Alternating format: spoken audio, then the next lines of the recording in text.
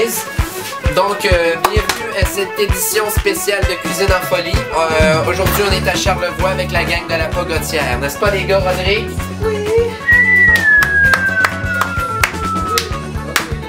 Oui! Ça va être une belle soirée. On va manger des plats typiques de Charlevoix, la cuisine amérindienne réinventée.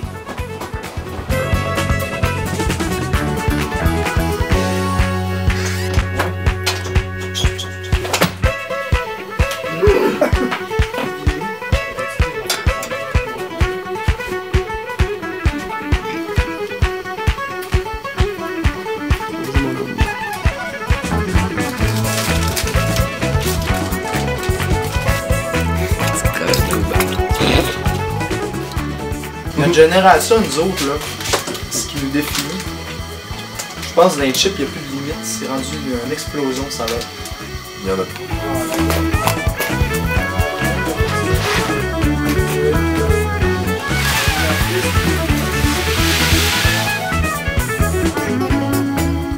Suivez-moi dans cette belle aventure des pogos avec du bacon tout frais. Ensuite, on va avoir du vin, l'auberge, parce qu'ici, on veut démarrer une auberge. On voudrait inscrire ensuite la mention l'auberge La Pogotière. On a aussi toute une panoplie de chips et évidemment, les pâtes préparées à la manière du grand-père de Rodrigue. L'arrière-grand-père de Rodrigue qui était un chef très connu pour les pâtes. Regardez la texture. C'est magnifique. Ça, c'est des pâtes, pâtes fromagées à la Kraft. C'est mon arrière-grand-père. Mon arrière-grand-père est un maître de la pâte au fromage. Mick pis moi, on s'est rendu compte que les popos, ça rentrait pas dans l'institut de colis. Fait qu'on voulait couper les bâtons, mais là, écoute bien, j'ai trouvé la meilleure façon pour les enlever. Père va m'a te le montrer. Prends le pogo à deux mains. Mord le bâton. Il tire dessus. On va s'en faire encore quelque chose. On a les petits pogos dans nos mains. On la friteuse dans le friteuse. On met dans le panier. Les petits pogos dans le panier. Là on abaisse.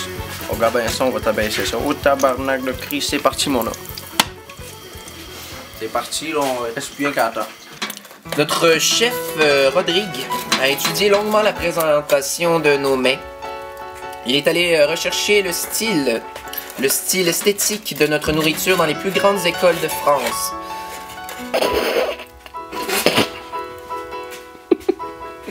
Positionné en forme de X, cela nous rappelle la révolution tranquille qu'a connue le Québec. Nous incorporons toutes les sphères de la société dans notre cuisine. Nous passons par la politique, l'art, la culture.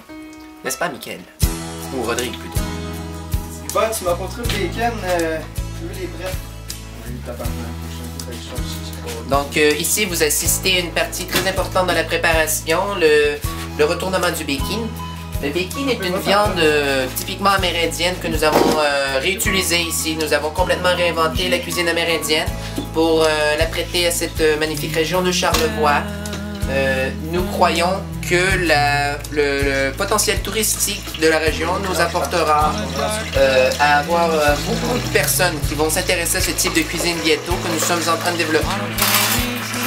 Regardez, ici nous pouvons sentir rôtir le bacon, l'odeur de la friture. Ici, nous aurions pu utiliser une sauce érable et calvados et nous avons simplement décidé d'utiliser de l'huile d'olive. Tabarnak, il est pas assez croustillant, on va le remettre. Effectivement, il n'est pas assez cuit. Ce n'est pas grave, La clientèle peut attendre un petit peu.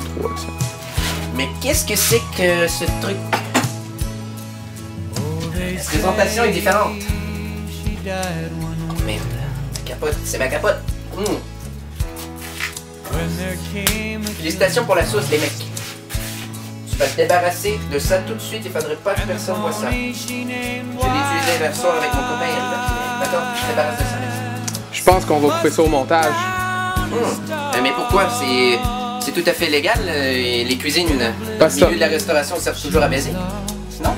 Ben, c'est un peu dégueulasse, là. Vous venez tous un condom, monsieur. Non, mais je vous ai dit que le concept de ce restaurant était différent. Mais Et nous essayons de développer quelque chose de plus sociétal, de plus québécois. Non? Les gars? Quoi à boire avec ça, tabarnak? Ah, j'aimerais ça avoir un verre de vino. Calice de Christ, c'est une manne. Bacon! Pas sûr qu'il y a encore de vin, ben. Vin? On a encore du Christ de vin, on n'a pas de verre, esti. Tiens, calice de Christ, bois ça de même. Vous auriez pas un verre, non? Pas de verre? Arrête de chialer, bois ça de même. Allez-vous me charger pour la bouteille? Et mon esti de gratte-chaîne, toi là, c'est la même esti d'histoire. Nous essayons de retrouver l'essence de la cuisine amérindienne, les bienfaits médicinaux à la fois ancestrales et mystiques de la religion et de la culture amérindienne.